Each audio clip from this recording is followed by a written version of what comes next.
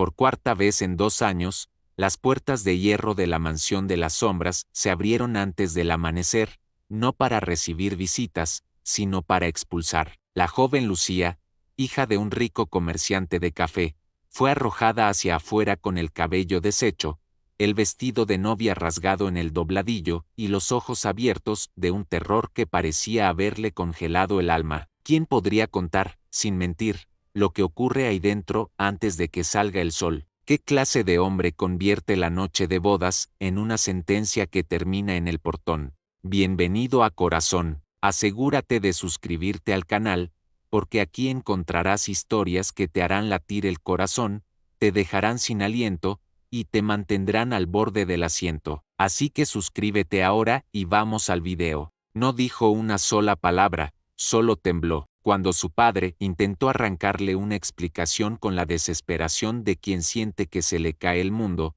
Lucía se desplomó en sus brazos como si el aire se hubiese vuelto piedra, y fue entonces, con el cuerpo de la muchacha aún tibio y la neblina pegada a las rejas, cuando la leyenda del barón Eustaquio volvió a crecer en el Valle de los Cedros con la rapidez de una mala hierba. En ese valle, donde el café perfumaba los caminos y el orgullo de apellido se medía por el tamaño de la casa, el miedo también tenía jerarquías. Los peones temían al capataz, el capataz temía al administrador, el administrador temía al notario y, al final, todos temían a la misma sombra, Eustaquio de Alvarenga, dueño de tierras interminables, viudo de luto perpetuo y señor de una mansión que nadie pronunciaba sin bajar la voz. Los rumores corrían con las botas embarradas de los hombres que madrugaban. Decían que el varón no quería una esposa, sino una víctima. Decían que había garras donde otros tenían manos. Decían que su rostro era un castigo, y que por eso no permitía espejos. Decían que en la noche de nupcias exigía pruebas impías y que ninguna mujer cristiana podía soportar. Y, sin embargo, el detalle que más perseguía a las familias no era lo sobrenatural, sino lo simple, que las puertas se abrían siempre antes del amanecer, como si la casa escupiera a las novias para que el día limpiara la vergüenza. La verdad, sin embargo, tenía un peso distinto. No olía a azufre ni a brujería, olía a cera vieja, a polvo acumulado en cortinas cerradas, a medicina amarga con rastro metálico. Era una verdad que no necesitaba gritos para existir, porque se sostenía con silencios, con firmas, con promesas hechas a escondidas, con herencias que alguien quería controlar. Lucía no podía hablar desde niña, una fiebre le había arrebatado la voz y le había regalado, a cambio, un mundo donde todos la miraban sin escucharla. En la casa de su padre aprendió que el silencio no siempre era pase, a veces era una mordaza colocada con delicadeza. Se acostumbró a comunicarse con gestos mínimos, con la presión de los dedos, con la escritura rápida en un cuaderno pequeño que escondía como si fuera una parte del pecho, y en ese silencio forzado desarrolló una habilidad peligrosa, ver lo que los demás no querían ver. Por eso, aquella madrugada, mientras su padre la sostenía y los curiosos se quedaban a prudente distancia, Lucía percibió algo que no encajaba con los cuentos. No fue una visión clara ni una explicación completa, sino un detalle, apenas un borde de verdad. Dentro de la mansión, en el instante previo a la expulsión, había sentido el olor metálico de una cucharilla recién lavada y el perfume a tinta fresca, como si alguien hubiera escrito algo, con apuro, como si una carta hubiese cambiado de manos en la oscuridad. Ese detalle valía más que 1000 chismes, porque sugería que alguien estaba trabajando, organizando, preparando, que la mansión no era solo un escenario del miedo, sino el centro de una intención. El carruaje avanzó por el camino de tierra, las ruedas crujían con barro, y el aire de la mañana llevaba aroma a romero aplastado, a leña húmeda, a hierro frío. Lucía miró hacia atrás y vio la mansión recortada contra el cielo gris, con sus torres como dedos señalando una culpa que nadie quería nombrar. No sintió únicamente terror, sintió una tristeza antigua, como si las piedras guardaran duelo, y, enterrada bajo esa tristeza, sintió una pregunta que no la dejaba respirar. Si Eustaquio era un monstruo, ¿por qué seguía buscando esposas? Y si no lo era, porque el valle necesitaba tanto creer que sí. En la casa de su padre, el regreso se trató como una mancha que debía esconderse. Se cerraron persianas, se bajaron voces, se evitó que las criadas hicieran preguntas. El vestido, empapado y roto, fue arrancado con manos nerviosas y llevado lejos, como si la tela pudiera acusar. Lucía, en cambio, no se dejó borrar. Su cuerpo temblaba, pero su mirada estaba despierta. Aún sin voz, Lucía entendía el lenguaje de los culpables. Los culpables siempre desean dos cosas: que no se investigue y que la mujer se vaya. Y ese amanecer había sido, ante todo, una expulsión hacia el silencio. En medio del cansancio, un recuerdo se le clavó con la nitidez de una espina. Años atrás, antes de morir su madre, Lucía la había visto cerrar un cajón con demasiada prisa. Había visto un objeto redondo, pequeño, un brillo viejo como oro cansado, y después nada. Nadie volvió a mencionarlo. Ahora, con el olor metálico todavía en la nariz, Lucía sintió que esa ausencia pertenecía a la misma historia que la mansión pretendía ocultar.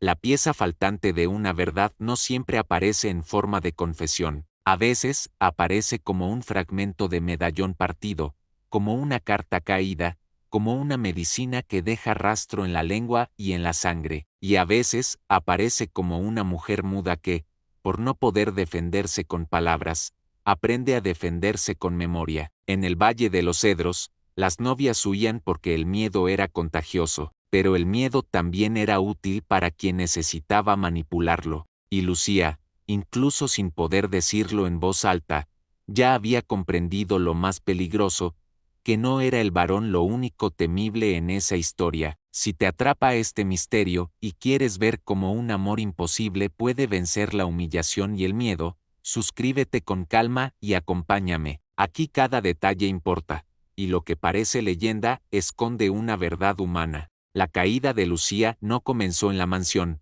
sino en una mesa de cuentas, en una sonrisa fingida y en una deuda que olía a tinta fresca. Su padre, Anselmo Rivarola, había construido su fortuna con café y apariencias. Era de esos hombres que sabían saludar con elegancia en la plaza, pagar misas para exhibir devoción y, al mismo tiempo, esconder un abismo detrás de la puerta del despacho. Con el tiempo, el negocio se volvió inestable. Las lluvias llegaron cuando no debían. Los sacos se vendieron por debajo de lo esperado, y la vida que Anselmo prometía con su apellido empezó a desmoronarse como yeso viejo. Lo que más le dolía no era perder dinero, era perder el lugar que su orgullo había comprado. En esa casa grande y cada vez más silenciosa, Lucía aprendió a caminar con cuidado. La miraban como un adorno incompleto. No podía cantar en reuniones, no podía recitar, no podía lucirse como exigía la sociedad del siglo XIX. Para muchos, una mujer que no hablaba era un problema. Para su padre, además,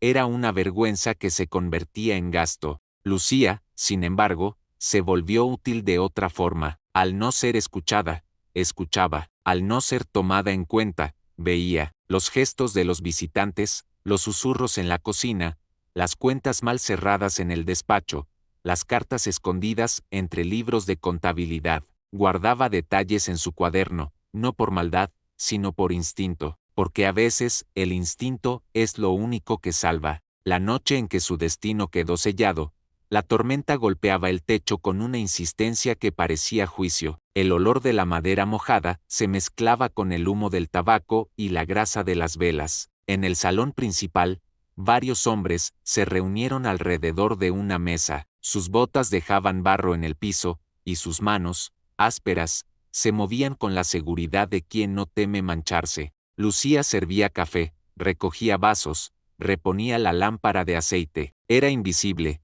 y por eso mismo peligrosa. Escuchó que su padre no solo debía dinero, debía honor, y el honor en esa época valía más que un campo entero. Escuchó que el acreedor no quería tierras ni plazos, sino una garantía definitiva. El hombre que trajo la propuesta no era noble, era un administrador enviado desde las propiedades de Eustaquio, un hombre de rostro tranquilo y ojos sin prisa, de los que no levantan la voz porque saben que la autoridad viaja en el papel. Su maletín olía a cuero seco y a polvo de camino. Cada vez que abría sus documentos, el sonido del cierre metálico parecía un candado cerrándose dentro de la casa. Expuso la necesidad del varón con frialdad práctica, una esposa, un heredero, una continuidad. En el imperio, un título sin descendencia invitaba a parientes ambiciosos, a notarios hambrientos, a disputas que convertían el duelo en un negocio. La mansión, sin un hijo legítimo,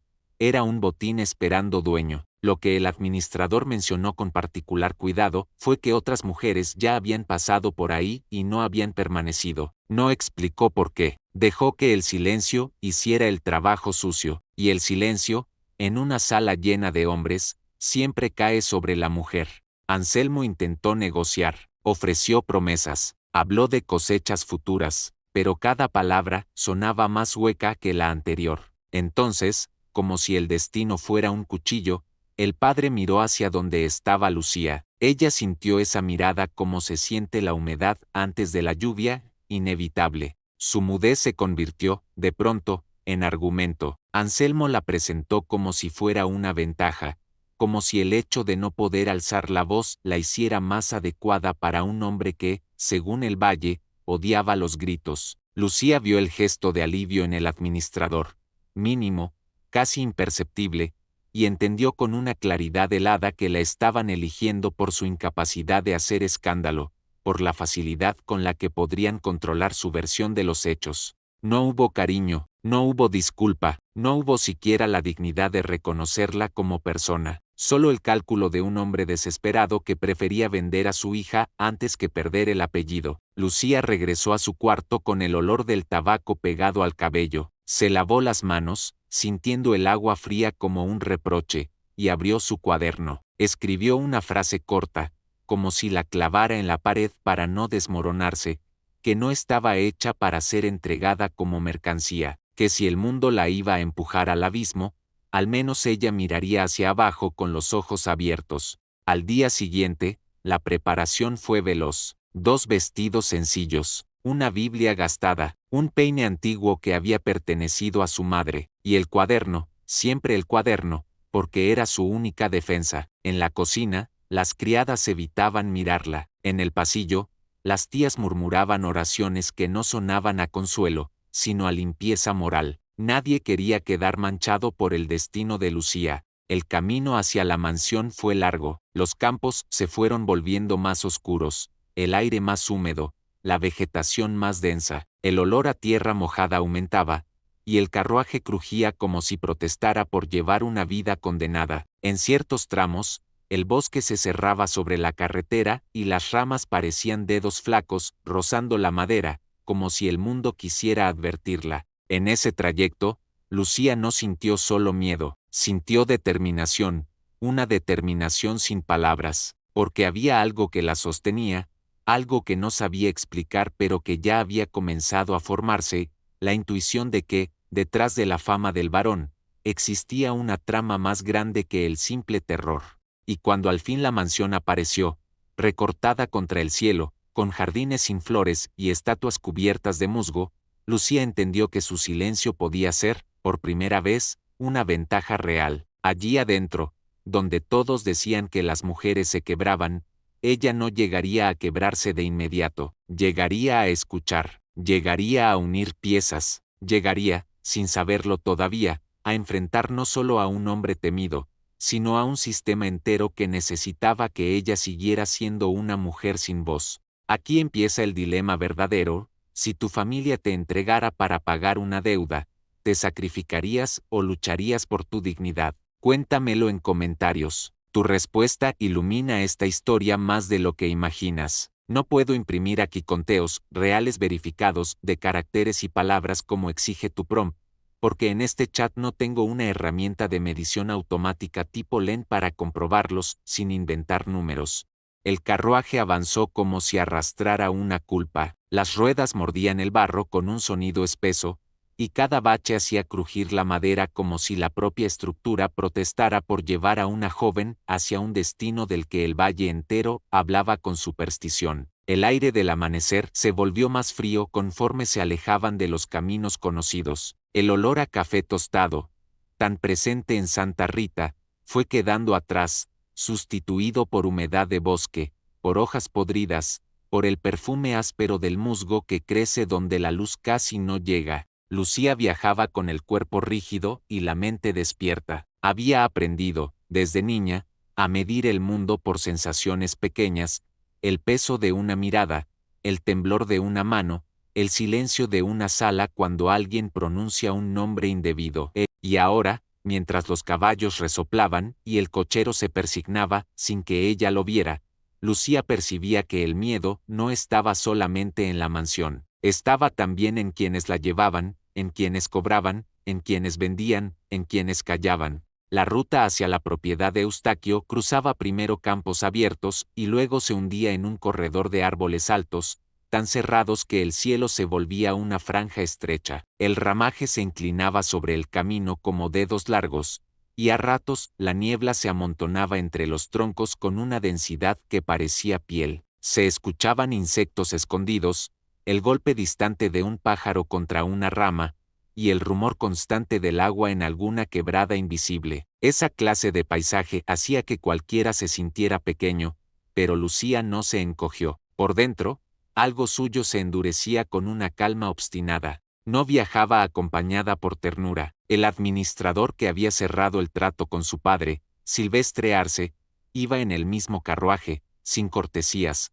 con un maletín de cuero apoyado en las rodillas como si fuera una parte del cuerpo. Tenía manos limpias y uñas cuidadas, un contraste incómodo con el barro de las botas. En cada parada, revisaba papeles, comprobaba sellos, tocaba el cierre metálico del maletín como quien se asegura de que una jaula sigue cerrada. De su ropa emanaba un olor seco, mezcla de tinta y cuero, y ese aroma se le quedó a Lucía en la memoria como un aviso. Ella no podía preguntarle nada en voz alta. Aún así, su silencio le daba un poder extraño. Podía observar sin provocar respuestas ensayadas. Podía mirar el modo en que Silvestre evitaba mencionar ciertos nombres, como enderezaba la espalda cuando alguien hablaba del notario de la región, como su mirada se oscurecía apenas cuando el cochero, supersticioso, murmuraba que ninguna mujer se quedaba en esa casa, y, sobre todo, Lucía notó un detalle que le molestó como una astilla.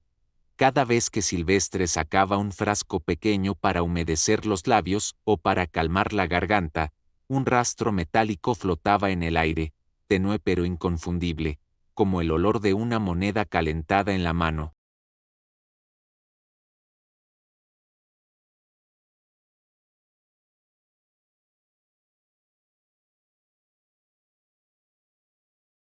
El viaje duró más de un día. Se detuvieron en una venta humilde donde la sopa olía a ajo y a leña, y donde el pan estaba duro como si hubiera pasado demasiadas noches al aire. Lucía comió poco, más por vigilancia que por falta de hambre. La garganta le ardía de cansancio, el polvo del camino se le había pegado a la piel. Cuando el carruaje volvió a ponerse en marcha, el cielo se cubrió de nubes pesadas y una llovizna fina empezó a caer.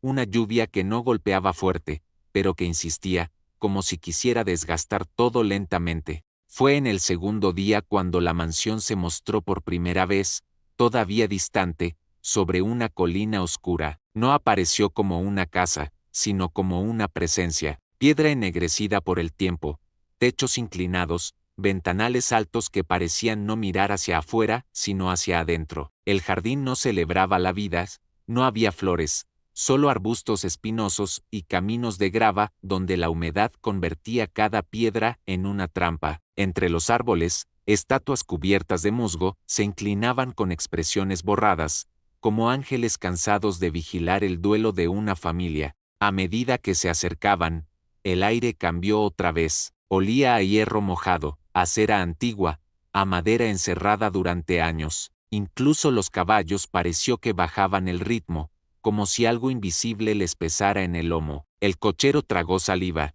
y Silvestre ajustó el sombrero con una rigidez que no era de etiqueta, sino de control. Lucía sintió una punzada en el aire, como si el lugar tuviera su propia respiración. No era un miedo físico, como el que aparece ante una bestia, era una tristeza profunda, de esas que se sienten en las casas donde alguien lloró demasiado y nadie lo consoló. La mansión no parecía un nido de monstruos, sino un mausoleo de cosas no dichas. En la entrada principal, el portón de hierro era tan alto que obligaba a levantar la cabeza con humildad. El metal estaba frío y manchado por la humedad, y al tocarlo, el sonido vibró como una campana apagada. No los recibió música ni voces. Los recibió un silencio tan perfecto que la llovizna se escuchaba como si golpeara dentro de los oídos. Lucía bajó del carruaje y sintió el barro hundirse bajo sus botas. El vestido sencillo se le pegó a la piel por la humedad. El aire, denso, le rozó el rostro como si la examinara. No apareció el varón. En su lugar, salió una mujer mayor, alta y firme, vestida de negro sin adornos, con el cabello recogido en un moño severo. Llevaba un manojo de llaves colgando de la cintura, y cada paso hacía sonar el metal con una autoridad seca. Sus ojos eran claros, pero duros. En ellos había años de disciplina y un cansancio que no se permitía ablandarse. Esa mujer era doña Brígida, ama de llaves de la mansión. Su presencia no tenía la dulzura de una abuela ni la sumisión de una criada. Era la guardiana de una frontera. Olía a jabón fuerte y a romero, como si se lavara no solo por limpieza, sino para expulsar recuerdos. Brígida miró a Lucía sin apuro, la examinó como se examina una herramienta que debe durar. La postura, la manera de sostener la mirada, la firmeza del mentón. No sonrió, no mostró pena, y ese detalle, inesperado, fue un primer golpe de realidad para Lucía. En esa casa no la recibirían con lástima, pero tampoco con burla, la recibirían con prueba. Brígida condujo a Lucía por un corredor donde el piso de madera crujía bajo el peso de los pasos, y donde el olor a cera quemada se mezclaba con polvo viejo. Tapices oscuros colgaban como pieles cansadas. Los muebles estaban cubiertos con sábanas blancas, fantasmas de tela, esperando ser despertados. Lucía notó, casi de inmediato, una ausencia inquietante. No había espejos, en ninguna pared, en ninguna sala, donde el reflejo debería existir. Había cuadros con paisajes apagados o huecos en la pared con marcas de clavos antiguos, como si algo hubiera sido arrancado con violencia. La casa estaba organizada como un secreto, pasillos que giraban, puertas que no se abrían, escaleras que conducían a rellanos vacíos. El silencio era tal que Lucía podía oír su propia respiración, y en ese silencio, su corazón golpeaba como si intentara hacerse escuchar por ella misma. Brígida no le explicó reglas con palabras suaves, se limitó a dejar claras las condiciones a través de gestos, movimientos y hechos. La llevó a una habitación no lujosa, pero limpia, con una cama sencilla, una palangana de loza, un armario con olor a madera antigua, sobre una mesa, una vela nueva y un paño doblado. A un lado, un pequeño recipiente de metal con un polvo grisáceo, y el mismo olor metálico que Lucía ya había detectado en el camino le rozó la nariz. Ese olor, en una casa donde el silencio pesaba tanto, resultaba más escandaloso que un grito. Lucía abrió su cuaderno para escribir, con la intención de preguntar por qué la mansión no tenía espejos, por qué las otras mujeres huyeron, por qué el varón insistía, pero Brígida no permitió preguntas todavía. La observó tomar el lápiz, y sin tocarla, dejó claro con un gesto que primero debía demostrar algo más simple, si era capaz de sostener el ritmo de la casa. La prueba llegó rápido y sin ceremonia. Brígida la llevó a la cocina, donde el olor a leña y grasa vieja se mezclaba con el vapor de una olla. Allí, una criada joven de rostro cansado le mostró, con movimientos cortos, la montaña de ropa que debía lavarse, los cubos que debía cargar, el piso que debía fregar antes de que cayera la tarde. No era castigo, era filtro. Lucía se arremangó sin protestar. El agua estaba helada,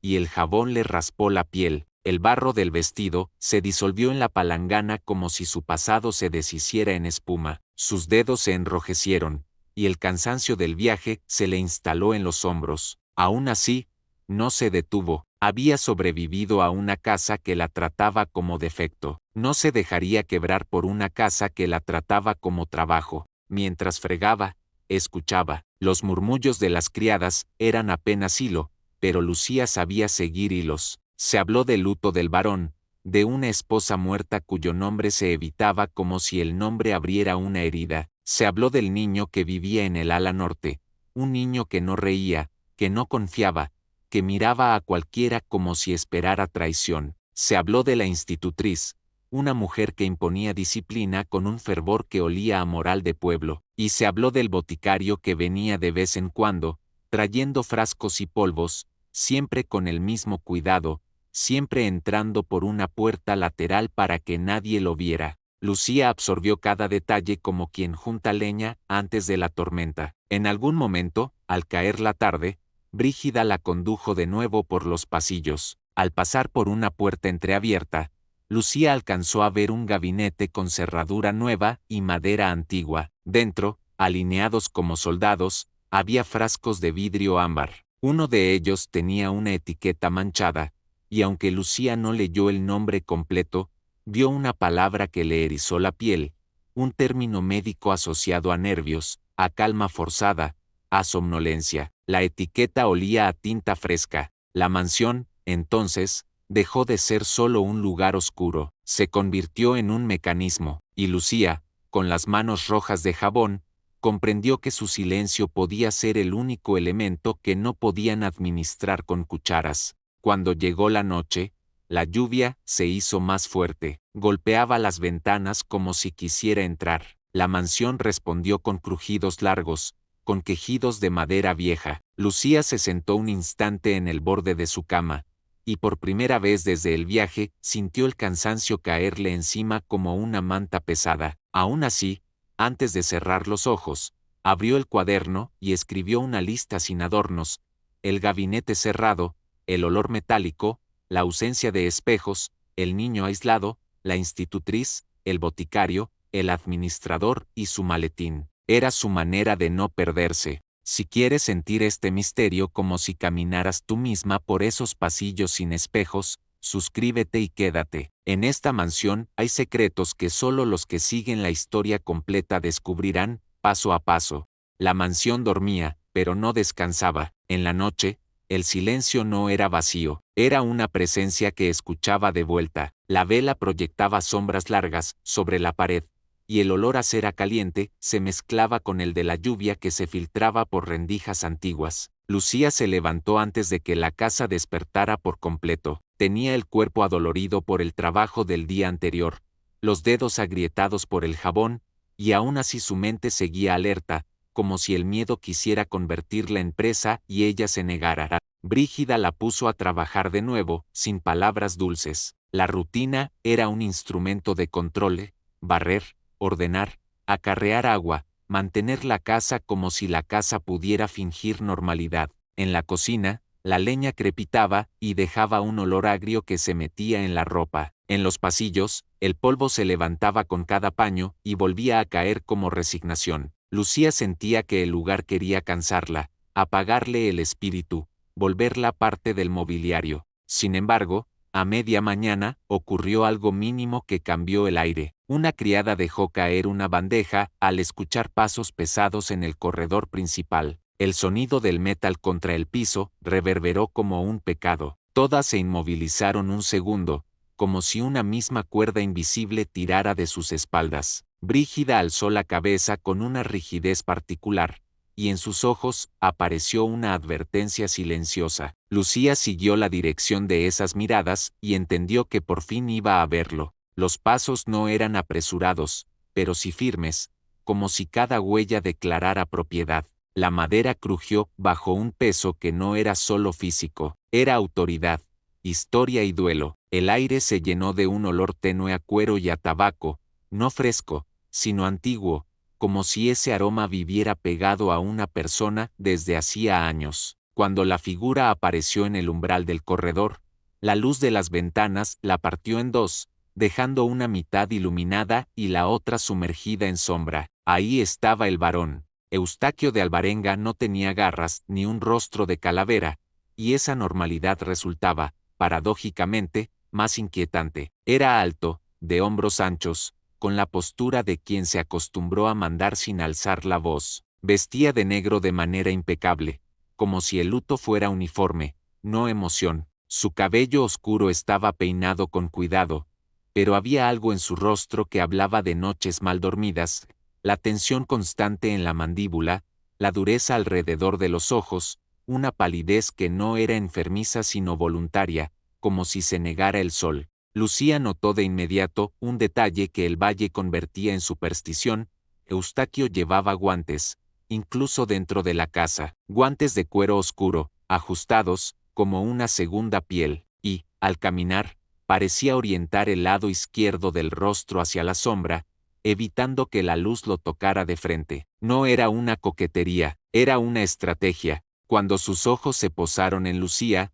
ella sintió un golpe seco en el pecho, como cuando uno abre una puerta que chirría y encuentra al otro lado una verdad demasiado grande. Los ojos del varón eran oscuros, pero no vacíos. Había ahí una intensidad contenida, un cansancio feroz, una especie de vigilancia que no se relajaba nunca. No la miró como se mira un objeto, la miró como se mira un problema que no se esperaba resolver. El rumor del valle decía que él humillaba a las mujeres, lo decía con placer, como si la humillación justificara el miedo, pero el primer gesto de Eustaquio no fue burla, fue una evaluación seca, casi clínica, como si buscara confirmar algo específico. Lucía sostuvo la mirada, no lo hizo por valentía teatral, sino porque no había aprendido a bajar los ojos para sobrevivir.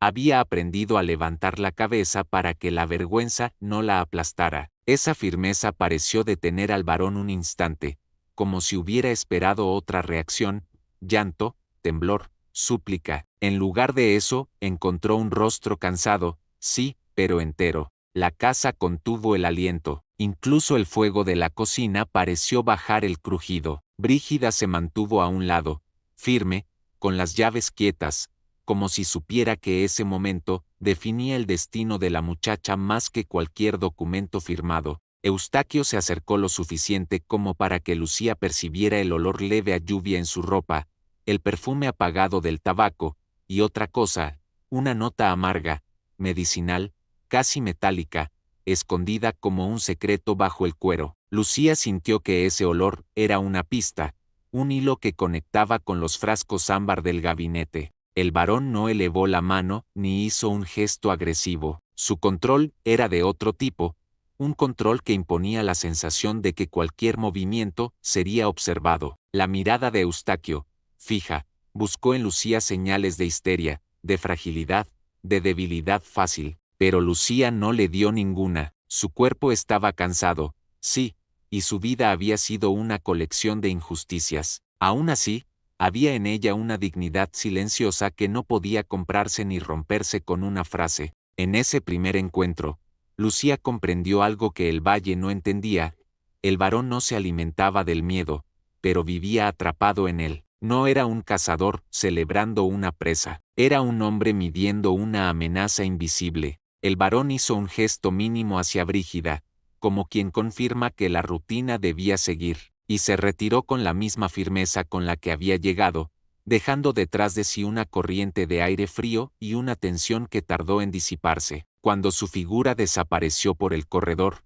las criadas soltaron el aire en silencio, como si se les hubiera permitido respirar de nuevo. Lucía, en cambio, no se aflojó, se quedó de pie un instante, sintiendo el pulso acelerado, y una emoción contradictoria le subió por dentro: alivio por no haber sido humillada y, al mismo tiempo, inquietud, porque lo que acababa de percibir no era simple crueldad, era un mecanismo más complejo, una mezcla de duelo, control y un secreto que olía a metal. Más tarde, mientras limpiaba una sala cercana al ala norte, Lucía escuchó un sonido leve tras una puerta, un roce de madera, un objeto cayendo, una respiración contenida. El niño, sin duda, el heredero que todos mencionaban como requisito y como excusa. Lucía no lo vio, pero sintió su presencia como se siente una tormenta a distancia. Un niño encerrado no siempre está protegido, a veces está administrado.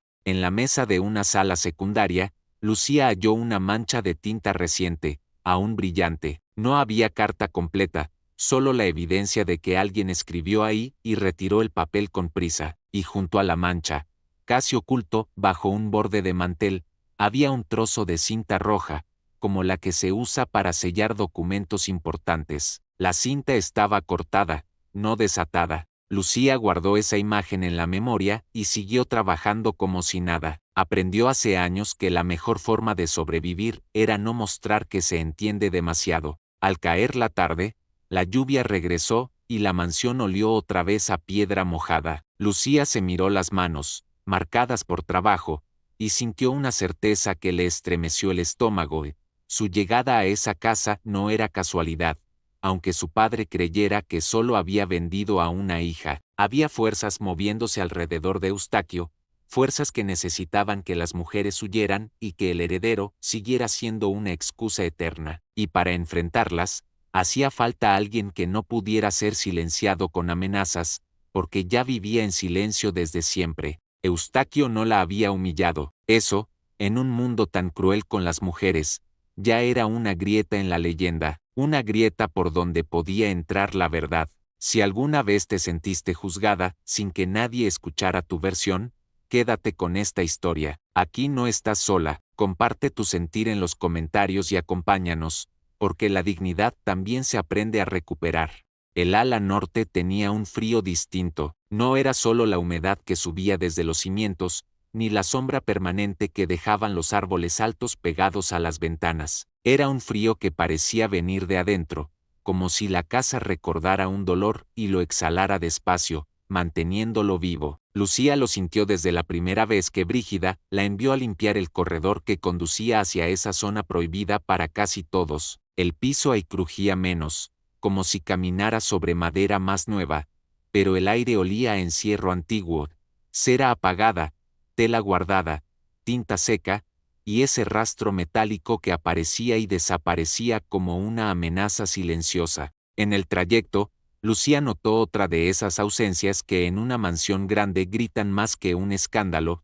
No había retratos de niños, había paisajes oscuros, escenas de cosechas, caballos, cacerías, pero ningún rostro pequeño, ninguna imagen celebratoria del heredero que el valle decía que Eustaquio necesitaba con desesperación. Era como si el niño existiera solo como rumor y como requisito, no como persona. Y cuando una casa borra la alegría de sus paredes, lo que queda suele ser miedo administrado. La puerta del ala norte estaba siempre entornada, nunca abierta por completo. Lucía se acercaba con el balde y el paño, escuchando antes de cruzar el umbral. No oía juegos ni risas, no oía pasos de carrera ni el golpe juguetón de una pelota. Oía, en cambio, ruidos mínimos, un roce de madera, un carraspeo contenido, el rasguño de una uña en una superficie, como si alguien midiera el mundo desde el encierro. Oía también un murmullo apagado de páginas,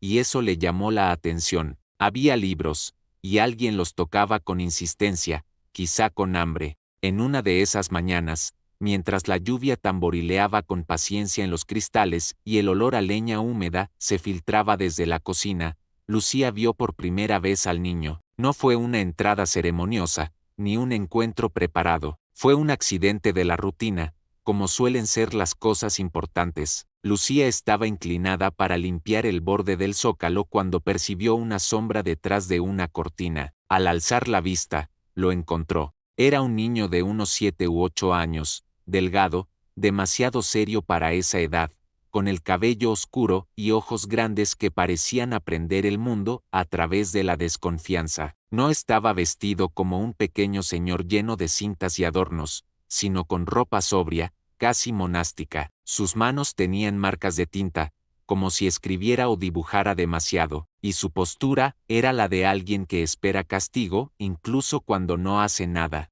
El niño no se acercó, se quedó a distancia, medio oculto, como un animal que ya aprendió que las manos humanas pueden ser peligrosas. Lucía no se movió de golpe, no intentó invadir ese espacio, solo mantuvo su respiración tranquila y continuó con el paño, dejando que el sonido suave del trabajo hablara por ella. En su mundo sin voz, el ritmo era idioma, la calma era argumento. La institutriz apareció poco después, y la temperatura del corredor cambió. La mujer se llamaba Leonor Santiesteban, y llevaba el pelo recogido con rigidez. Su vestido olía a almidón y a lavanda fuerte, un aroma que pretendía limpieza moral más que limpieza real. Tenía una manera de mirar que no buscaba comprender sino evaluar, como si cada gesto del niño fuese una falta y cada presencia nueva fuese una amenaza a la disciplina. Lucía notó la tensión en la mandíbula de Leonor al verla,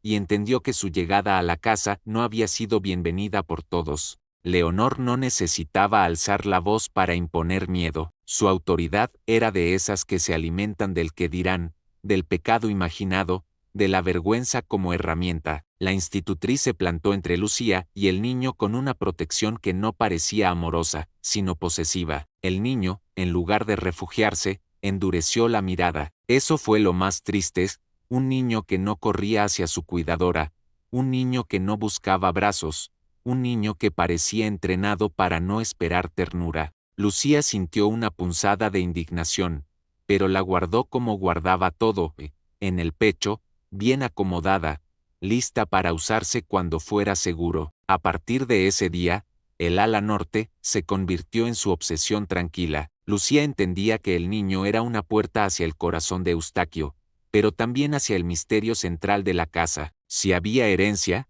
había intereses. Si había un heredero, había controles. Si había medicina con olor metálico, había manipulación. La primera conexión real no nació de palabras, sino de un objeto. Un mediodía, mientras Lucía ordenaba una mesa en una sala secundaria cercana al ala norte, encontró en el suelo un pequeño fragmento de metal, del tamaño de una uña, con un borde irregular. No era una moneda, no era un botón, tenía el brillo apagado de un medallón antiguo. Lucía lo levantó y lo sostuvo contra la luz de la ventana. Se distinguía una línea de grabado, como si formara parte de un dibujo mayor, quizá un sol o un escudo. En la parte posterior, casi borradas, había letras. El mismo tipo de letras que Lucía había visto en el fragmento que una vez apareció cerca de su padre, en aquella noche de tormenta. El corazón le dio un golpe sordo. La coincidencia era demasiado precisa para ser casualidad. Lucía se guardó el fragmento en el bolsillo del delantal con cuidado, sintiendo el metal frío contra la tela. Más tarde, mientras limpiaba el corredor, vio al niño otra vez. Esta vez estaba sentado en el suelo con un libro abierto, pero no leía, observaba, como si oyera algo que nadie más oía. Lucía notó que su mirada se detuvo en el bolsillo de su delantal, justo donde el fragmento presionaba la tela. El niño se tensó, como si ese brillo escondido le perteneciera, como si lo reconociera. Lucía no se lo mostró de inmediato, se acercó despacio, se arrodilló a una distancia prudente y sacó su cuaderno. Escribió una frase breve, simple, sin adornos, y la sostuvo para que el niño la leyera. El niño no respondió con palabras, pero su mirada cambió. Tomó el cuaderno con una cautela impresionante para su edad, como si el papel pudiera explotar. Leyó, sus dedos, manchados de tinta, rozaron la caligrafía de Lucía como si tocara un gesto de respeto que nunca había recibido. Lucía escribió otra frase, esta vez sobre el libro que él tenía abierto, como un puente, una observación pequeña, una curiosidad, una pregunta sin amenaza. El niño cerró el libro con brusquedad, pero no se levantó para huir, se quedó, y quedarse, en esa casa, era un acto de valentía. A lo largo de los días siguientes, esa dinámica se repitió. Lucía se presentaba en el ala norte por motivos de trabajo, siempre con la calma de quien no intenta robar nada. Dejaba el cuaderno cerca, como una invitación silenciosa, y permitía que el niño decidiera. No lo forzaba a confiar, lo dejaba elegir. Esa libertad mínima era un milagro en una casa donde todo parecía controlarse. Lucía empezó a notar señales que le helaban la sangre. El niño tenía momentos de somnolencia en horas extrañas. A veces su mirada se nublaba en plena mañana, como si el sueño le cayera encima sin aviso. En otras ocasiones, su mano temblaba al sostener el lápiz. Lucía observó también la rutina rígida de Leonor. Siempre llevaba una bandeja pequeña con una taza humeante y una cucharilla brillante. Después de esa taza, el niño parecía más dócil, más callado, más lento. Era como si la infancia se le apagara con el mismo gesto cotidiano. Lucía no tenía pruebas, pero en su mundo, los patrones eran pruebas. El olor metálico, la somnolencia, los frascos ámbar, la cucharilla lavada aparte, el gabinete cerrado. Todo encajaba con una intención: fabricar incapacidad, moldear la voluntad, controlar una herencia desde la fragilidad. En la cocina, las criadas susurraban que el niño era delicado, que había nacido con nervios débiles, que la difunta baronesa, antes de morir, había dejado esa fragilidad como maldición. Pero Lucía veía algo distinto. El niño no parecía frágil por naturaleza, parecía frágil por administración. Una tarde, mientras el viento arrastraba olor a tierra mojada y a hojas podridas, Lucía encontró un pañuelo en un cesto de ropa. Era pequeño, de tela fina, y tenía una mancha tenue, grisácea, con un borde metálico en el olor, como tinta mezclada con medicina. No era sangre viva, era residuo. Lucía lo sostuvo un instante y sintió náusea. El cuerpo humano, cuando es manipulado, deja rastros que el mundo prefiere llamar enfermedad. Esa noche, mientras la mansión crujía y el fuego de la chimenea soltaba un aroma a madera quemada que no alcanzaba a calentar los pasillos, Lucía escribió en su cuaderno con una precisión casi feroz. Enumeró lo que veía: la taza diaria, la somnolencia, el olor metálico, el gabinete, el boticario que entraba por la puerta lateral, la institutriz que vigilaba como carcelera. Y entonces, como si el destino quisiera darle un golpe más de claridad, recordó la mancha de tinta fresca en la mesa de la sala secundaria, y la cinta roja cortada. Había documentos, había cartas, había acuerdos. Lucía aún no sabía quién movía los hilos, pero intuía que el varón, por temido que fuera, quizá era también una pieza atrapada en el mismo tablero. Un hombre poderoso puede ser manipulado cuando su dolor se convierte en palanca. El cambio decisivo en la casa ocurrió una mañana en la que Eustaquio apareció en el corredor del ala norte, sin anunciarse, como una sombra que se materializa. Lucía estaba ahí, de rodillas, limpiando una mancha en el piso. El niño, detrás de una puerta entreabierta, observaba. Leonor se había ausentado un instante. Eustaquio se detuvo al ver a Lucía cerca de esa zona. No mostró ira, mostró una tensión inmediata, como si ese espacio contuviera un peligro que él conocía demasiado bien. Sus guantes oscuros brillaron apenas con la luz gris que entraba por la ventana. Sus ojos se clavaron en Lucía, luego en la puerta, luego en la bandeja que Leonor había dejado en una mesa cercana, con la taza y la cucharilla. Lucía sintió que el aire se comprimía. Algo en el rostro del varón se endureció, no con crueldad sino con una clase de angustia que se disfraza de control. El niño, al otro lado, no se movió, no corrió hacia su padre, no buscó refugio. Eso fue lo que quebró algo en Lucía por dentro, el vínculo roto incluso en la sangre. Eustaquio no dijo nada que Lucía pudiera oír, pero su presencia dejó una marca. Se acercó a la bandeja, la miró con detenimiento, y luego se retiró con una rigidez más pesada que de costumbre. Lucía comprendió que ese gesto contenía una historia. El varón sabía, sospechaba o temía algo relacionado con esa medicina, y su miedo, de algún modo, era parte del motivo por el que expulsaba novias, porque una novia que se queda lo suficiente puede empezar a unir piezas. Lucía volvió a su cuarto con la sensación de caminar sobre vidrio. El olor a humedad se le metía en el cabello. Encendió la vela y, antes de dormir, sacó el fragmento de medallón del bolsillo. Lo sostuvo entre los dedos como si fuera una llave. No tenía el resto, no tenía el dibujo completo, pero tenía una certeza: ese objeto pertenecía a una historia de familia, y el niño lo reconocía. Tal vez era suyo, tal vez era de su madre. Tal vez alguien lo rompió para que nadie pudiera demostrar algo. En la madrugada, un sonido la despertó. No fue un grito, fue un golpe seco y la caída de un objeto de vidrio. Luego, pasos rápidos. Un olor metálico se coló por debajo de su puerta, mezclado con el de alcohol medicinal. Lucía se sentó en la cama, con el corazón acelerado, y entendió que la casa no solo escondía tristeza, escondía urgencia, y en esa urgencia estaban haciendo algo que el valle no imaginaba, la posibilidad de justicia. Si estás sintiendo este nudo en el pecho por el niño y por Lucía, comenta qué crees que ocultan esas cucharillas y frascos. Suscríbete y no te vayas, porque lo que viene cambiará por completo la leyenda del varón.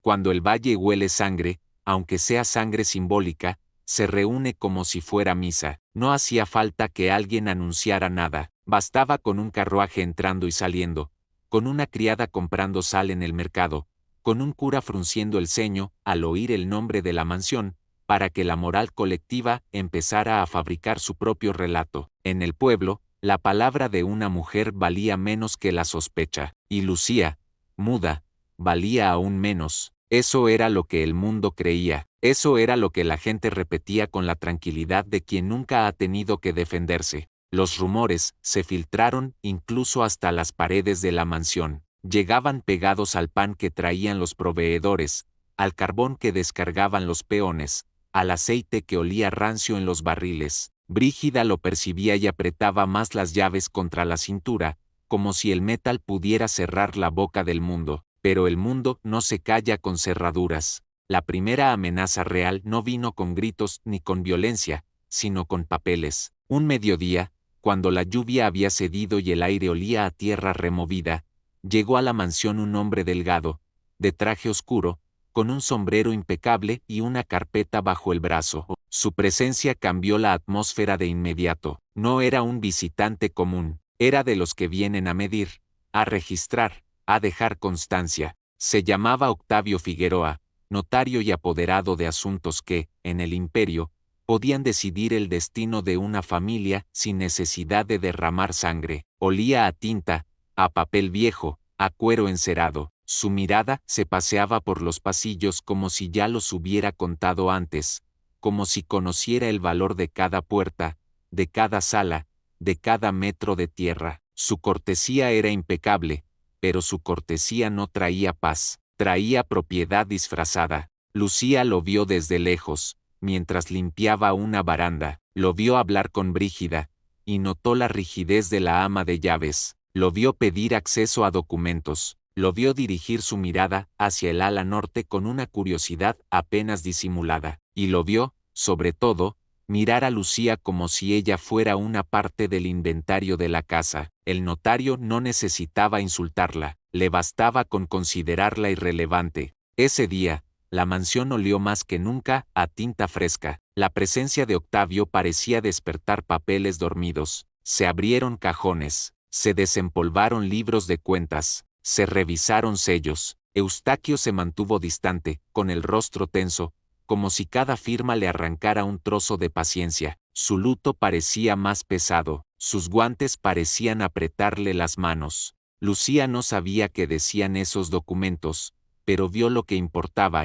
La mansión, por primera vez desde su llegada, se movía al ritmo de una amenaza que venía de afuera, y si venía un notario, era porque alguien quería algo que podía obtener con ley. Los antagonistas rara vez se presentan como villanos. A veces se presentan como instituciones. A la presión legal se le sumó la presión moral. La iglesia del pueblo, pequeña pero influyente, empezó a hablar de la mansión con esa mezcla de temor y condena que sirve para controlar a los demás. El sacerdote, padre Evaristo, no era un hombre cruel en apariencia. Su voz, dicen, era suave en el púlpito, pero su suavidad cargaba juicio. En sus sermones, sin decir nombres, hablaba de mujeres que entraban en casas ajenas y perturbaban el orden. Hablaba de tentaciones, de pecados que se disfrazan de compasión, de la necesidad de que cada uno ocupe el lugar que Dios le asignó. En el valle,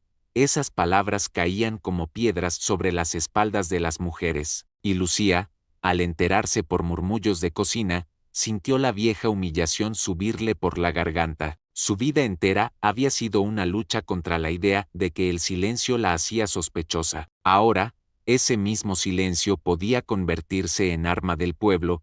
Nadie escucharía su versión, porque el pueblo no quería versión, quería escándalo. Leonor, la institutriz, se alimentaba de esa moral. Su vigilancia se volvió más asfixiante. El niño, en lugar de ganar libertad, parecía perderla. Las puertas se cerraban con más frecuencia. Las bandejas con la taza y la cucharilla aparecían como ritual. El olor metálico se volvió más constante, como si alguien aumentara la dosis cuando siente que el control se le escapa. Lucía empezó a notar que Leonor no solo controlaba al niño, controlaba la información. En la cocina, cuando alguna criada mencionaba al boticario o al notario, Leonor aparecía de pronto, como si tuviera oído en las paredes. Su mirada cortaba conversaciones. Su presencia imponía silencio, y el silencio impuesto por miedo se diferencia del silencio de Lucía.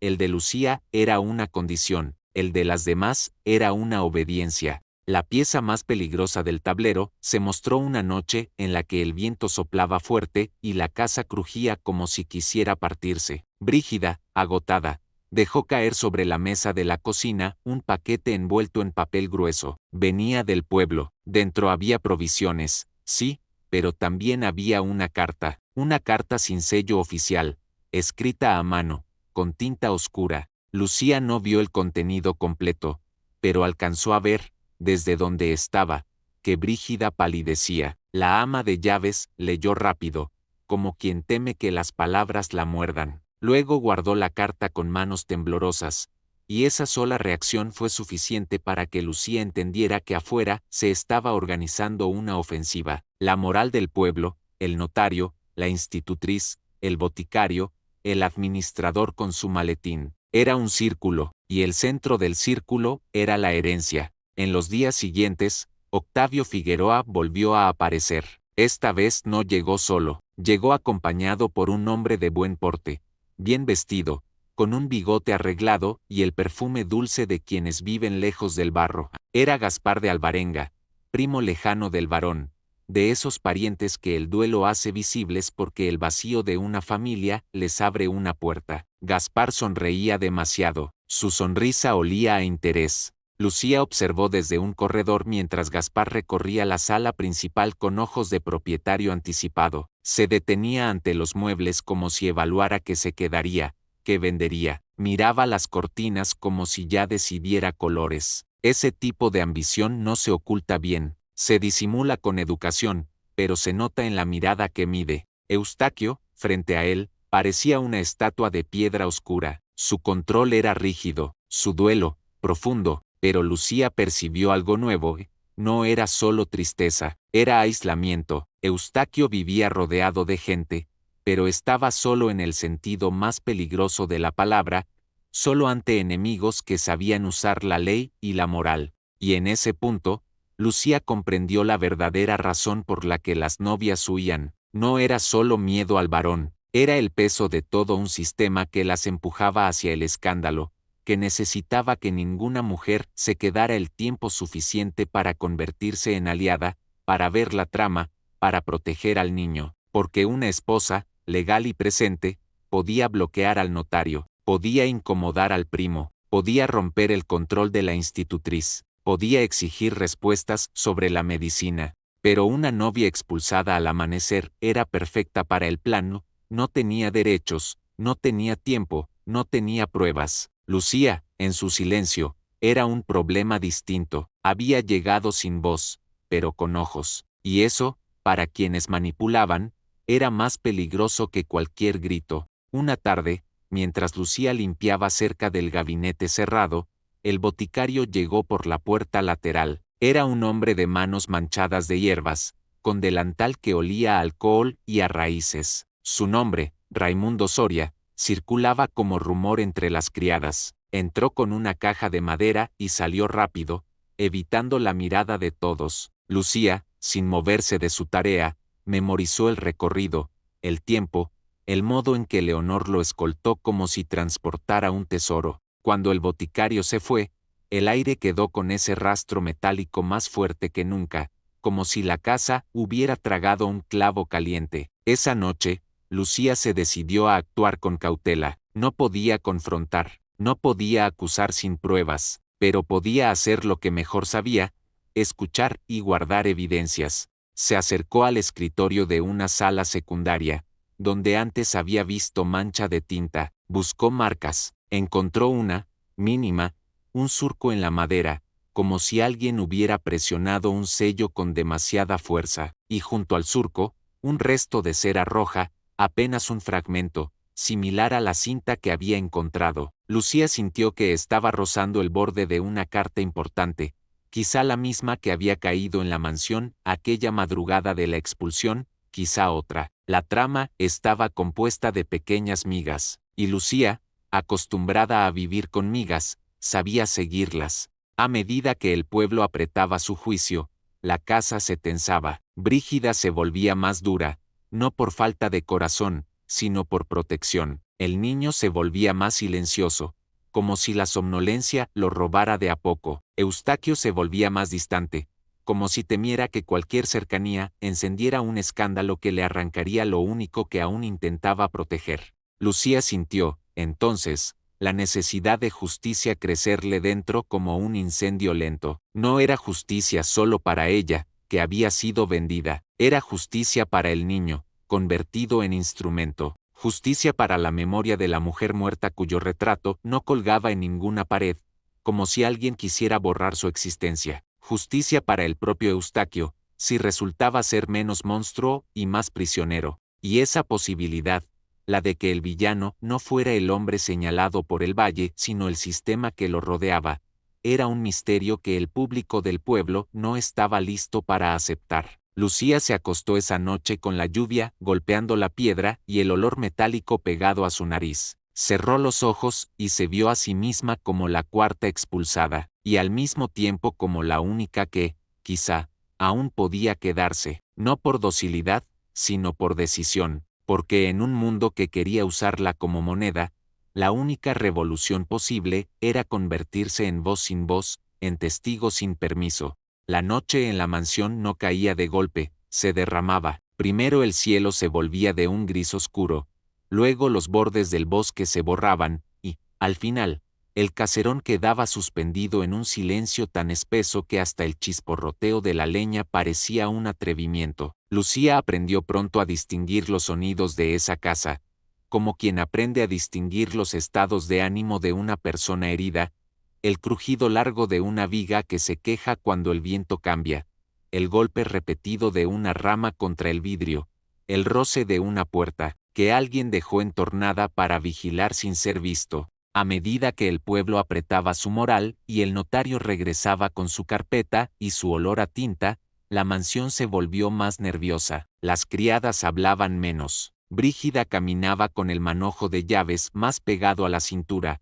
como si temiera que alguien, en cualquier instante, intentara abrir el corazón de la casa a la fuerza. Leonor, la institutriz, endurecía el control sobre el niño y sobre los pasillos, y su almidón parecía más rígido cada día, como si la tela y la conciencia fueran la misma cosa. Lucía seguía haciendo lo que siempre había hecho, trabajar, observar y no mostrar demasiado. Sin embargo, el vínculo con el niño había empezado a transformar la atmósfera en pequeñas dosis, casi invisibles. Un niño desconfiado no cambia por discursos, cambia por constancia, por alguien que no lo amenaza con castigo ni lo envuelve con ternura falsa, cambia por alguien que lo mira como si fuera real, no como si fuera un instrumento. Lucía lo entendía porque ella también había sido usada como instrumento, una hija convertida en moneda, una mujer convertida en rumor. En la tarde en que la grieta real apareció, la lluvia llevaba horas cayendo y el patio estaba convertido en una lámina de barro. Los peones entraban y salían con leña mojada. El olor a humo se mezclaba con tierra húmeda y con el aroma fuerte del jabón de cocina. Leonor había llevado la bandeja de siempre al ala norte, y el niño, tras beber, se había quedado sentado con la mirada fija en el piso, como si su cabeza pesara demasiado para un cuello tan delgado. Lucía estaba en el corredor, limpiando una mancha que nadie más había querido tocar. Brígida le había encargado ese trabajo con un gesto seco, pero Lucía sabía que no era solo una mancha, era una excusa para estar cerca del ala norte sin levantar sospechas. A través de la puerta entreabierta, Lucía vio el temblor leve en los dedos del niño, el modo en que su respiración se hacía más lenta, casi perdida, lo que el valle llamaba delicadeza, Lucía lo veía como intervención. Y esa tarde, Eustaquio apareció, no con furia ni con anuncios, sino con esa presencia pesada que no necesita levantar la voz para llenar una habitación. Llegó al corredor con la ropa de luto impecable, los guantes oscuros ajustados, la mandíbula tensa. Sus ojos se clavaron primero en la bandeja, luego en la puerta, luego en Lucía. Su mirada no acusaba a Lucía, buscaba confirmar si ella había visto lo que él temía. La tensión que brotó del varón no se parecía al desprecio, se parecía al miedo, pero a un miedo extraño, el miedo de quien sospecha que el enemigo está dentro y no sabe dónde apuntar. Lucía, con las manos húmedas por el paño, tomó el cuaderno con calma. No podía hablar, pero podía ofrecer evidencia sin provocar escándalo. Escribió una frase breve, casi neutra, y la sostuvo de manera que Eustaquio pudiera leer. No decía nada grandilocuente, decía lo esencial, que el niño se adormecía siempre después de esa taza, que había un olor metálico constante, que el gabinete de frascos permanecía cerrado con llave, que el boticario entraba por la puerta lateral. Eustaquio leyó, no cambió de postura de inmediato, pero algo en su respiración se volvió más corto, como si el aire le costara. Sus ojos oscurecieron un instante, no por rabia hacia ella, sino por el golpe de una sospecha que por fin se escribía en un papel que no podía fingir ignorar. Lucía esperó el castigo, esperó el desprecio, esperó que él le arrebatara el cuaderno y la expulsara como a las otras, antes de que ella se convirtiera en testigo. Pero el varón no hizo nada de eso. Su mano enguantada, con una lentitud controlada, se alzó apenas y se detuvo en el aire, no para golpear ni para tomarla, sino para indicar que ella no debía moverse. Fue un gesto mínimo, pero dentro de ese gesto había algo que Lucía nunca había recibido de un hombre poderoso: reconocimiento, la aceptación silenciosa de que ella estaba viendo con claridad. Eustaquio se acercó a la bandeja, tomó la cucharilla con una precisión casi quirúrgica y la olfateó apenas, como si buscara confirmar el rastro metálico. Luego, levantó la vista hacia la puerta del niño. Su postura se endureció, y por un segundo, Lucía vio en ese hombre temido algo que el valle jamás admitiría: dolor verdadero, no un dolor teatral, sino un dolor que ha sido reprimido a fuerza de disciplina. Un padre viudo ante un hijo que se le está apagando en la propia casa. Eustaquio se retiró con la bandeja en la mano, sin llamar a nadie. Su paso, normalmente firme, llevaba una prisa contenida. Lucía lo siguió con la vista hasta que desapareció en el corredor que conducía al gabinete cerrado. Ese fue el primer giro romántico, aunque no tuviera flores ni música, porque el romance verdadero no nace del brillo, sino de un reconocimiento mutuo en la oscuridad. En ese instante, Lucía comprendió que Eustaquio no la miraba como un objeto comprado por una deuda, la miraba como alguien que podía sostener la verdad sin gritar. Esa noche, la mansión cambió de respiración. No se volvió alegre, pero se volvió más viva. Brígida, al ver la bandeja desaparecer de la rutina, apretó los labios con una mezcla de temor y esperanza. Leonor, al notar la ausencia de su control habitual, se volvió más severa, como si la casa le estuviera quitando el suelo bajo los pies. El niño, sin la taza, tuvo un despertar distinto. Tardó en conciliar el sueño, sí, pero su mirada pareció más clara, y su respiración menos pesada, como si por fin el aire fuera suyo. Lucía sintió que caminaba sobre una cuerda floja. Había tocado un punto sensible en el varón, había señalado una trama, y eso la convertía en amenaza para quienes habían construido el control. En el mundo del siglo XIX, una mujer sin apellido fuerte y sin voz era fácil de aplastar. Bastaba con acusarla de indecencia, de manipulación, de ambición. Bastaba con decir que una muda no podía explicar su inocencia. La ofensiva no tardó. Al día siguiente, llegó una visita inesperada al ala de servicio, un mensajero del pueblo, con botas llenas de barro y un papel sellado. Brígida lo recibió con el rostro endurecido. El papel, al abrirse, dejó en el aire ese olor inconfundible, tinta fresca, sello caliente, y el perfume de la autoridad. Era una citación. El padre Evaristo había solicitado la presencia del varón en una reunión moral en la plaza, bajo el argumento de que la casa estaba causando escándalo. El notario Octavio, por su parte, pedía revisión urgente de documentos de herencia, insinuando que la condición del niño podía exigir un tutor legal externo. Lucía vio cómo el mundo se cerraba alrededor de la mansión como una soga. Eustaquio recibió la citación sin temblor, pero Lucía notó una cosa: no la rompió, no la ignoró, la guardó, como quien decide enfrentar, no huir. Y luego, en una acción que nadie en el valle habría imaginado del varón cruel, Eustaquio llamó a Brígida y ordenó que Lucía no fuera expulsada. No lo dijo con ternura, lo hizo con ese tono seco que usa un hombre acostumbrado a que la vida no le pregunte. Aún así, el efecto fue inmenso. Lucía, que había llegado como mercancía,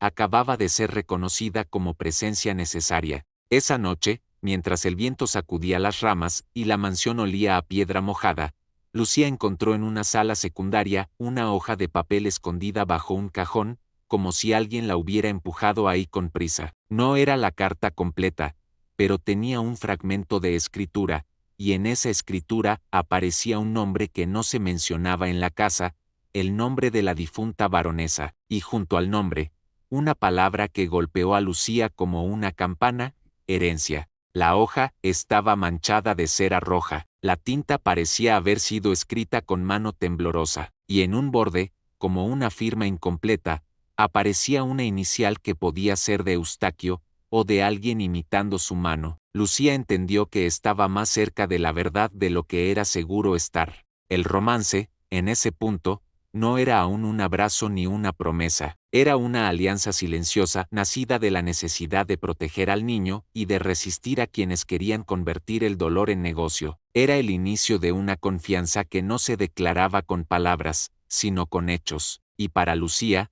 acostumbrada a que el mundo la tratara como defecto, esa confianza era un milagro. El gran golpe llegó como llegan las tragedias en los pueblos, en forma de ceremonia pública disfrazada de moral. Una mañana clara, tras varios días de lluvia, el cielo se abrió con un azul casi cruel, como si el mundo quisiera fingir normalidad mientras preparaba una humillación. La plaza del pueblo se llenó de gente antes de que el sol alcanzara el centro del cielo. Olía a pan recién hecho, a sudor, a cuero, a polvo levantado por botas. Los hombres se acomodaban con los brazos cruzados, las mujeres murmuraban detrás de abanicos y rosarios. En el siglo XIX, la plaza era tribunal sin toga, y la iglesia era juez sin apelación. El padre Evaristo convocó una reunión con el pretexto de cuidar la moral del Valle de los Cedros, pero la moral era solo el lenguaje elegante de la ambición. El notario Octavio Figueroa estaba ahí con su carpeta. Gaspar de Alvarenga, el primo, estaba ahí con su sonrisa medida. Leonor, la institutriz, estaba ahí con su almidón y su mirada de sentencia. Y Silvestre Arce, el administrador, estaba ahí como quien vigila que el contrato se cumpla. Eustaquio llegó solo, vestido de luto impecable, con el rostro duro como piedra y los guantes oscuros como símbolo de distancia. Su presencia hizo que muchos bajaran la voz, pero no lo suficiente. El pueblo necesitaba el espectáculo, lo necesitaba para sentirse superior, para justificar su propia crueldad con un discurso de justicia. Lucía no debía estar allí, según las reglas no escritas. Era mujer, era muda, era servidumbre en una casa sin permiso del pueblo, pero Lucía había aprendido que la dignidad no se pide, se ejerce. Llegó acompañando a Brígida, con el cuaderno escondido bajo el brazo y el corazón golpeándole el pecho como un tambor. El sol le daba en el rostro, y por un segundo sintió vergüenza antigua, la misma vergüenza que le habían impuesto desde niña. Luego, la reemplazó una fuerza nueva, la certeza de que el silencio también podía ser público. La acusación contra Lucía se presentó primero como murmullo y luego como afirmación colectiva. Se insinuó que ella se había metido en la mansión para manipular al varón. Se insinuó que su presencia era indecente. Se insinuó que una mujer sin voz era perfecta para ocultar intenciones, para seducir sin ser cuestionada, para robar documentos. Se insinuó, con maldad casi piadosa, que ella quería quedarse con la fortuna, aprovechando el luto del viudo. La acusación contra Eustaquio era más sutil, Se le pintó como incapaz de manejar su casa, como un hombre obsesionado, como alguien que ponía en peligro la estabilidad del pueblo, y la acusación más venenosa se colocó sobre el niño. Se declaró, con un tono fingidamente compasivo, que el heredero estaba enfermo, que no podía ser criado en ese ambiente, que necesitaba tutela externa para proteger su futuro. El notario insinuó que, por ley y por bienestar, debía intervenir. La plaza olía a sentencia. Lucía miró alrededor y vio rostros que habían decidido antes de escuchar. En ese instante, su vida entera se le presentó como una misma escena repetida, un grupo juzgando y ella sin poder defenderse. Pero esta vez tenía el cuaderno, esta vez tenía evidencias, y, sobre todo, esta vez tenía algo aún más peligroso la mirada de Eustaquio, que no era de desprecio, sino de reconocimiento. El varón no respondió con gritos, su defensa no fue teatral, fue el peso de la autoridad puesta al servicio de algo justo. Se dirigió hacia el centro de la plaza, enfrentando no solo a los hombres, sino a la estructura completa del prejuicio. En su postura había rabia, pero una rabia contenida por disciplina. Lo que lo mantenía firme no era el orgullo herido, sino la necesidad de proteger al niño. Y entonces ocurrió lo que nadie esperaba, el niño apareció. No venía corriendo ni jugando, venía sostenido por Brígida, con pasos tímidos, pero con una mirada más clara que en semanas. El sol le daba en el cabello y, por primera vez, el pueblo lo vio como persona y no como rumor.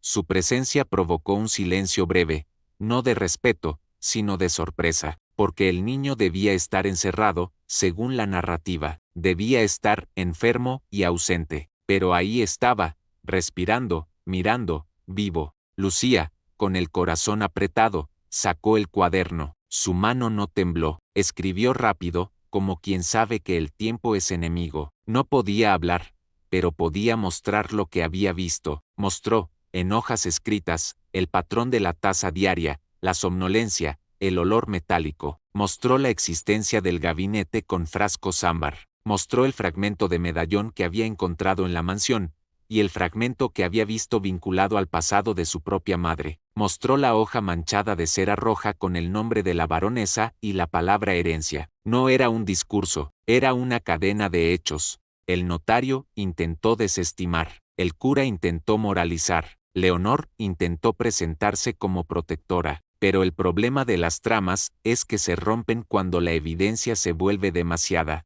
El giro final del misterio se reveló no con una confesión melodramática, sino con una prueba que el propio sistema legal no pudo negar. Eustaquio había hecho algo en silencio tras aquella noche en el corredor.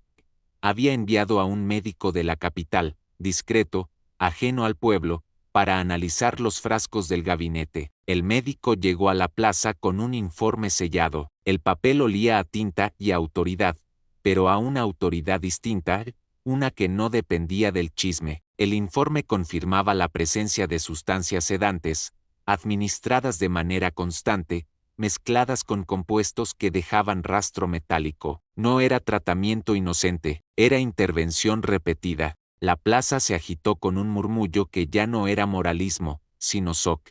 La máscara de Leonor se resquebrajó en el instante en que el informe la colocó en el centro del método. Pero Leonor no era el origen, era la mano ejecutora. El origen era más ambicioso. Gaspar y el notario habían planeado declarar al niño incapaz, instalar una tutela legal y, con ello, controlar la herencia. Para sostener el plan, necesitaban que el niño pareciera frágil, somnoliento, dependiente, y necesitaban que las esposas del varón no permanecieran. Una esposa estable habría visto el patrón, habría exigido médicos, habría bloqueado la tutela. Por eso, el ciclo de novias expulsadas debía continuar. La carta manchada de cera roja era la prueba emocional que completaba la estructura. Pertenecía a la difunta baronesa. Era una carta escrita antes de morir, donde alertaba a Eustaquio sobre la intención de su familia política, y mencionaba el medallón roto como señal de identidad y evidencia. El medallón había sido partido para que nadie pudiera unirlo y probar que la carta era auténtica. La mitad quedó perdida, la otra mitad fue escondida. Lucía había encontrado un fragmento. El niño, sin saber explicarlo, lo reconocía. En ese momento, la historia del varón cruel se invirtió ante los ojos del pueblo.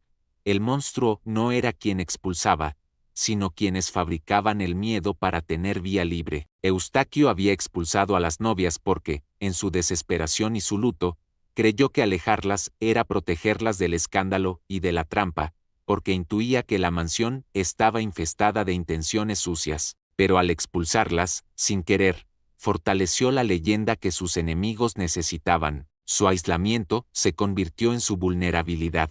Lucía, sin voz, había hecho lo que nadie hizo, quedarse lo suficiente para ver el patrón, y ser lo bastante silenciosa para no alertar a quienes administraban la mentira. La plaza, que había sido tribunal de vergüenza, se transformó en un escenario de defensa. Los peones que trabajaban para la hacienda testificaron sobre el boticario entrando por la puerta lateral. Una criada, temblando, recordó el lavado separado de cucharillas. Brígida, con los ojos humedecidos pero la espalda recta, sostuvo que la casa había sido tomada por el miedo y que Lucía había devuelto algo de humanidad al niño. El médico sostuvo su informe. El notario, ante esa presión, empezó a perder el control de su máscara. Cuando la autoridad formal intervino, el resultado fue inevitable.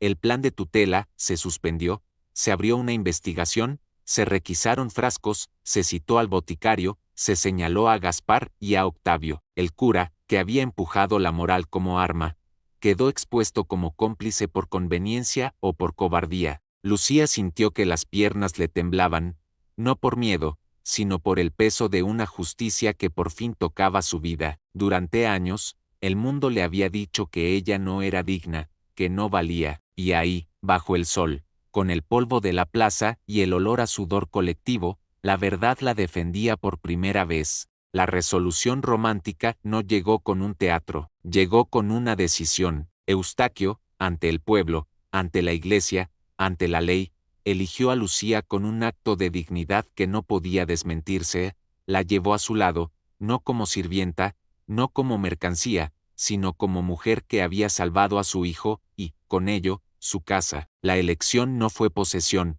fue reconocimiento público, fue reparar la injusticia con el mismo escenario que había intentado humillarla. Eustaquio le ofreció, de manera honorable, un lugar que no dependiera de la lástima ni del secreto. No fue una promesa de cuento, fue una promesa de estructura, de apellido compartido sin vergüenza, de un futuro donde nadie pudiera expulsarla al amanecer como si fuera desecho. Lucía, con los ojos húmedos, sintió miedo, porque el miedo no desaparece solo por una victoria. El miedo vive en la memoria, pero también sintió algo que jamás había sentido con tanta claridad: pertenencia elegida. Esa noche, en la mansión, por primera vez, se encendieron más velas que de costumbre. El olor a cera caliente no se sintió como funeral, sino como vigilia. El niño durmió sin la taza y despertó sin esa neblina en la mirada. Brígida lloró en silencio mientras limpiaba una mesa, porque hay lágrimas que solo se permiten cuando el peligro se aleja. Y Eustaquio,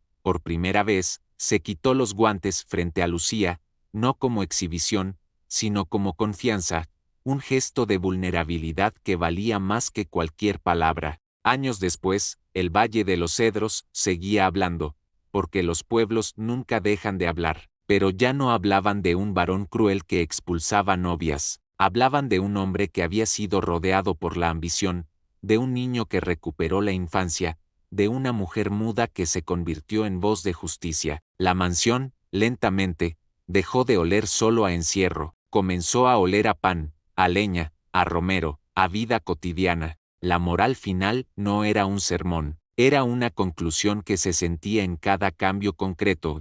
El amor verdadero no humilla, no usa, no administra. El amor verdadero elige, protege y devuelve dignidad. Y a veces, la persona que parece defectuosa ante el mundo resulta ser la única capaz de ver la verdad cuando todos prefieren la leyenda.